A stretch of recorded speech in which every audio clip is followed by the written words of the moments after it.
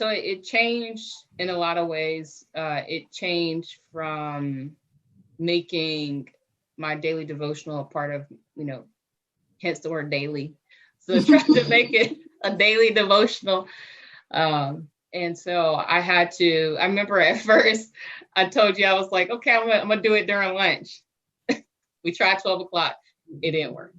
Then I moved it to afterward, and I think I tried earlier, and I was like, it didn't work. So I had to find what worked for me as far as getting the word in, and making time for God, and I, something that I even shared with you. I said we as people, we spend time when we go to school and we get a job. Say you want to be a doctor, you spend so many years preparing for that role. You're studying, you're in your books every day, but you think about as Christians, how many of us are actually investing the time into that like we are our jobs? Yeah.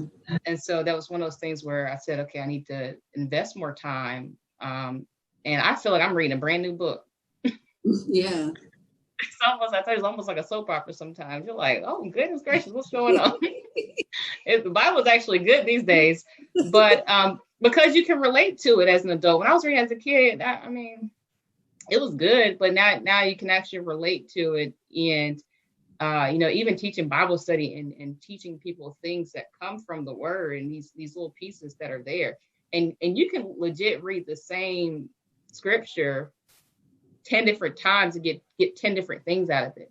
Mm-hmm. Because I was listening to a sermon not long ago. It says you see based on where you are, right. And based on where you are is how you act. And so when God progresses you can read it again, and then you're going to see something totally different. So that was a big thing that changed, was making that a part of my routines, and then also praying more, going to him in prayer. And one thing that I tried to do was I won't say it always, but I was one of those people, when you go through something, you're like, who am I going to call? Let me call Jimmy. Mm-hmm. And so one thing that God did was he would sit me down sometimes. Sit me down. I would call Jimmy, and Jimmy wouldn't answer. And then I call Susie, and Susie don't answer either. Mm-hmm. And then I call Sarah, and Sarah don't answer. I'm like, how is nobody available? Mm-hmm. And so there were moments in my journey that he said, no, I want you to come to me. And so I had to realize, and there are moments where you should go to Susie or Sarah or, whoever else's name I said. And then there's those moments where you should take it to God and give it to God.